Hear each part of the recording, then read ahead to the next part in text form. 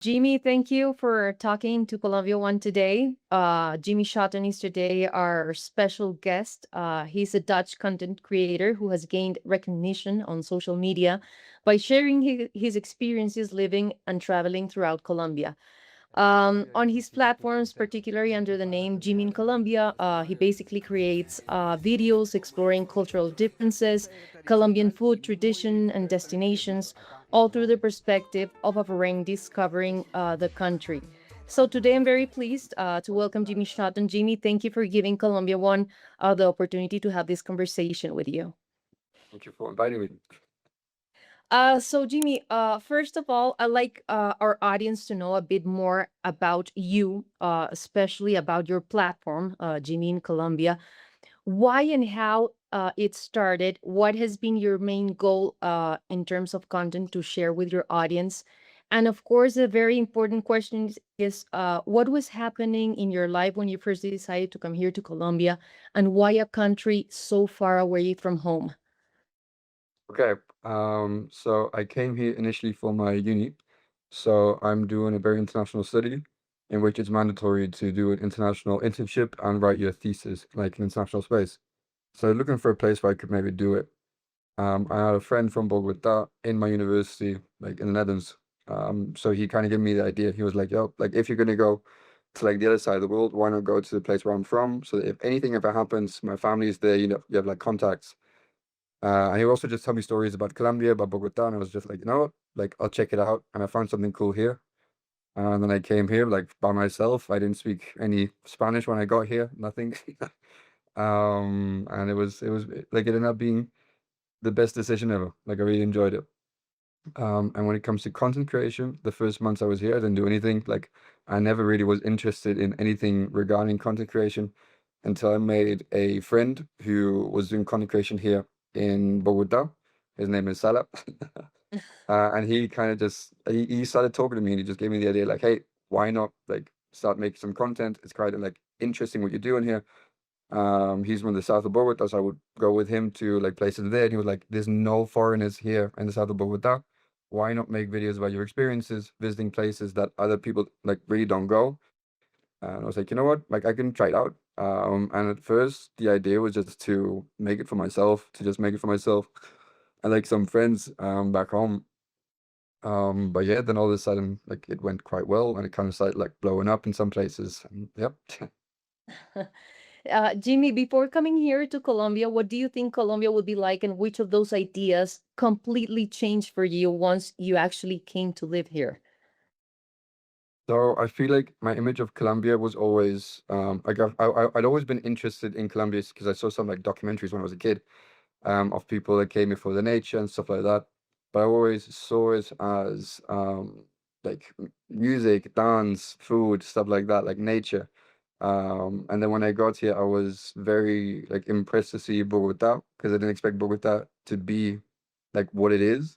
But it's also interesting how many different stories there are about Colombia, about for instance, safety. I remember talking to my friend who's from Bogota, who sent me like this voice message of like 15 minutes, 20 minutes of all like safety precautions I should take here in Bogota. And like I like that kind of like made me nervous, but when I got here, I was like, it's fine. Like I'm like I'm not worried. Like it's all good. But yes, I feel like there's so much here. And the perspectives of Colombia are definitely different than a lot of foreigners have of Colombia.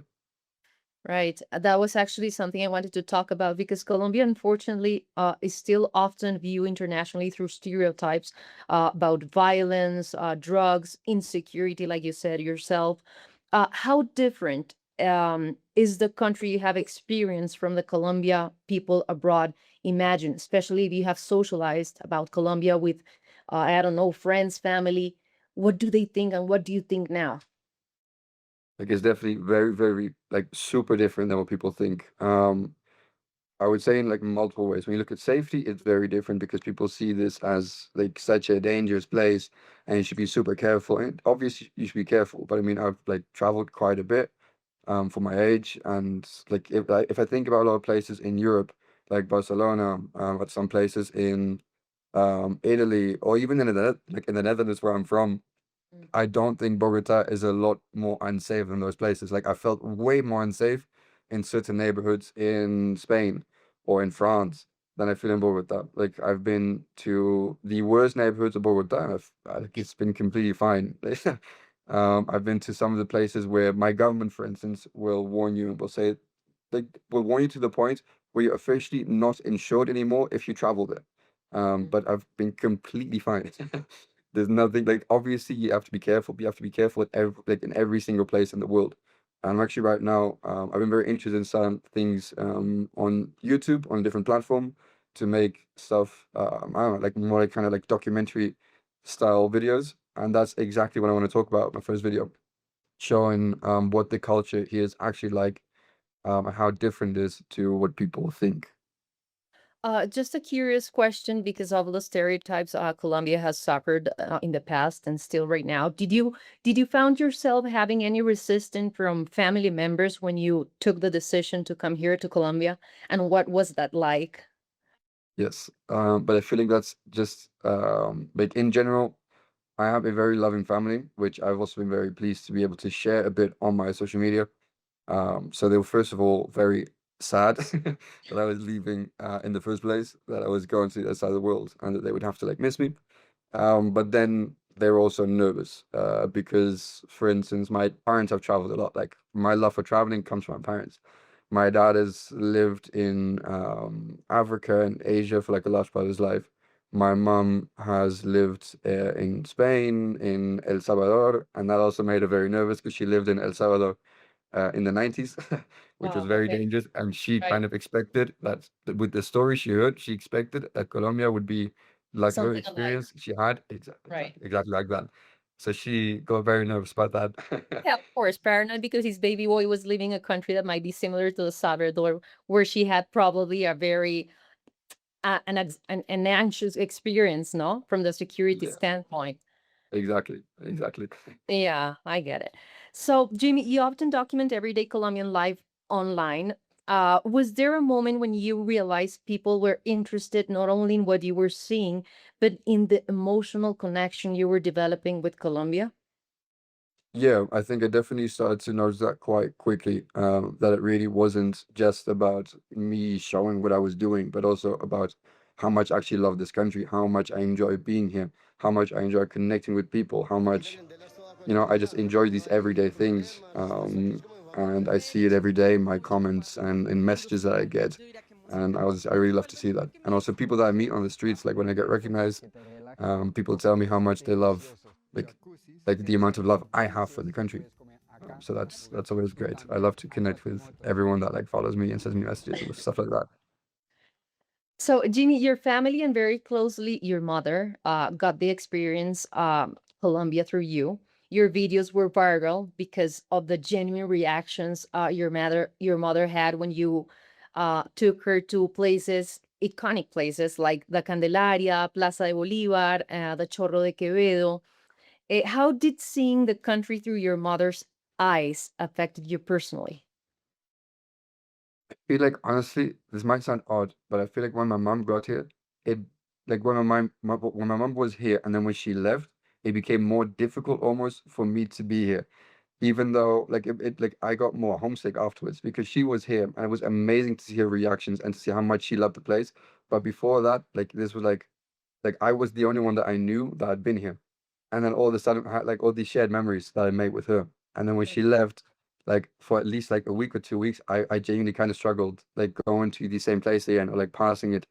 But it was an absolutely incredible experience. It was incredible to see how much she also loved what I fell in love with, if that makes sense. Like it was just a wonderful experience to see all of that and to see her genuine reactions. And it's also the first time I've actually traveled with her, which it was really great. And it was so amazing to kind of have this new dynamic from when we used to like I used to go on holiday with her, my entire family. She would like take care of me. And now I kind of got to like take care of her, like show her around to kind of take the lead in these types of things. And it was an absolutely incredible experience. It was also absolutely fantastic to see from like for me how much people start to like my followers also start to love my mom as much as I also love her. And yeah, it was just a fantastic experience. Jimmy, I think foreigners sometimes romanticize the country they move to. What have you learned about Colombia that is beautiful but also complicated? And let me ask you if there was a moment when you could have felt like a cultural shock in any way. I feel like I had a lot of cultural shocks in general. I feel like the culture where I grew up is very different from the culture from here. But to be honest, like I've been here for about a year now, and yes, people definitely romanticize the places they've been and the place they moved to and that type of stuff. But I feel like I haven't really run into anything like drastic here where I'm like, you know, that's actually that's not really for me.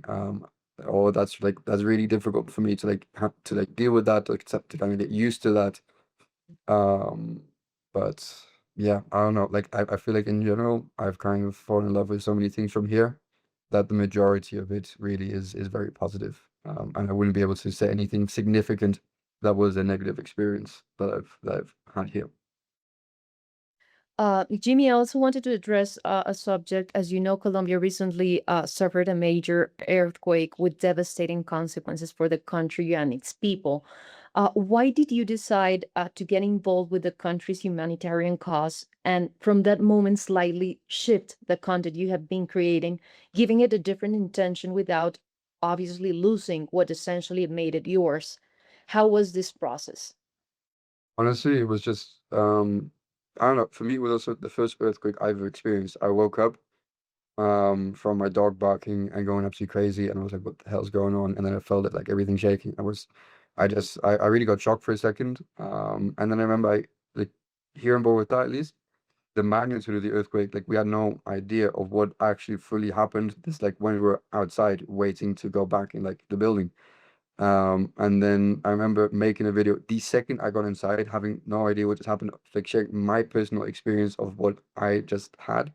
And then an hour later, looking at the news and seeing like the actual magnitude of the earthquake had, and just being absolutely shocked and like genuinely like feeling pain about what happened to the country I love that much. So I felt this kind of responsibility of like, hey, I have this platform. Like it's not the biggest platform ever, but I have a platform. I am able to potentially also reach out to like more an international space, even because I haven't seen people in like an international like atmosphere talking about this yet. So why not do it? Like I have the platform, so let me use it for something that can actually have a good impact. So I started to record videos trying to talk about what you can do if you're like in a different country. I started to record in Dutch and English, just to kind of raise awareness about everything that's going on.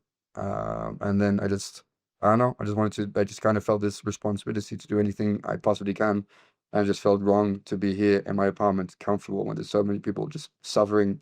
And I have something, like I have a platform that I can use to raise awareness about what's going on. So I just felt this responsibility that I have to do something.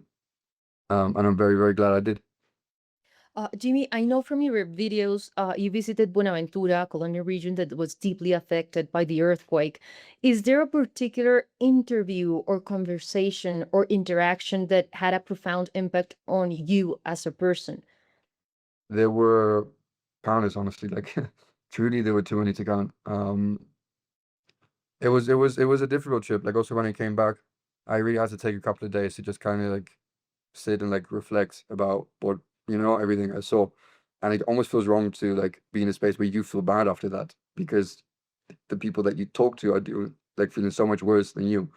Um, but I just yeah, like I definitely had a couple of conversations because my whole idea there was to go and share other people's stories. Like it was just to like actually try to show what is going on through the voice of like the people that are from there.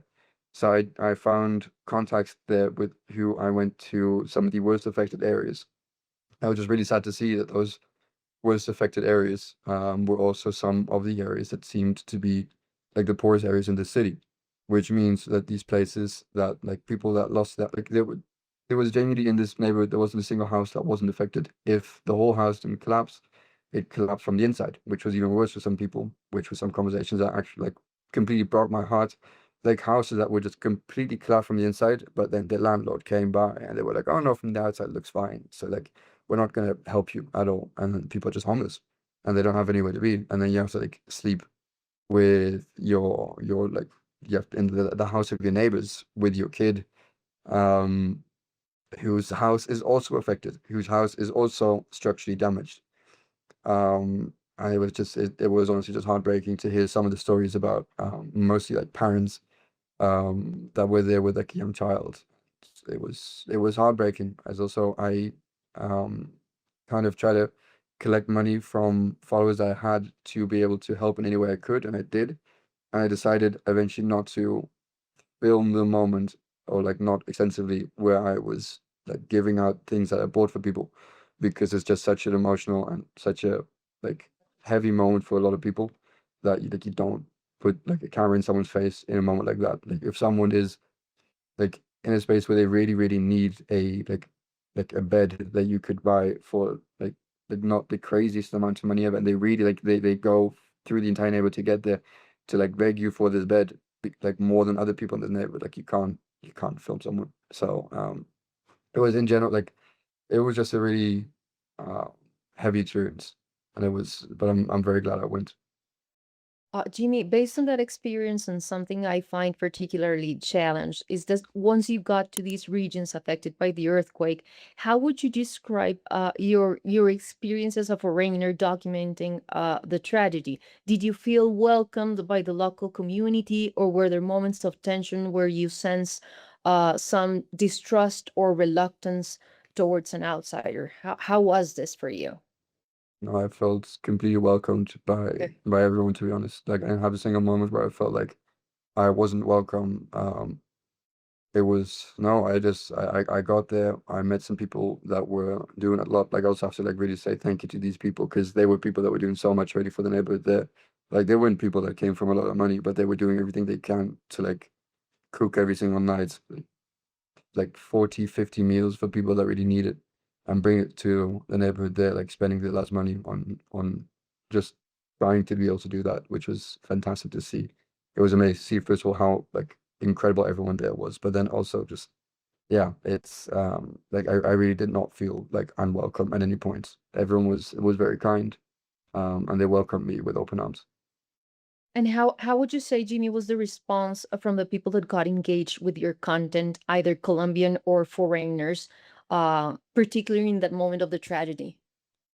I feel like a lot of people, I mean, like were thanking me and stuff like that for Mhm. like trying to spread awareness. And I'm still going to continue. Like I'm editing a video right now, trying to give an update on everything that's going on. Like I'm still continuing to do this because I think it's still incredibly important to do it. But I think the majority were just trying to like people trying to thank me for spreading awareness, or a bunch of people sharing like videos with me. More heartbreaking people sending me like, hey, could you also please come to this and this village, or like this and this city, this neighborhood in a different city, because we also need help here. And it's just, like that was kind of difficult sometimes, because you feel powerless, and there's so much like that you want to be able to do, but you can't. Like you physically can't be in like 10 different places at the same time. Um, but like the majority, I mean, the majority, like all responses I got were very, very positive, online, in person. But it was just people trying to get me to share their story as well, or like stuff like that. Yeah, From someone who wants to help from abroad, what would you recommend as the most meaningful way to make a real difference in these situations? I mean, in my opinion, genuinely any type of intention that you have is already it's good help. Any way that someone can help is good help.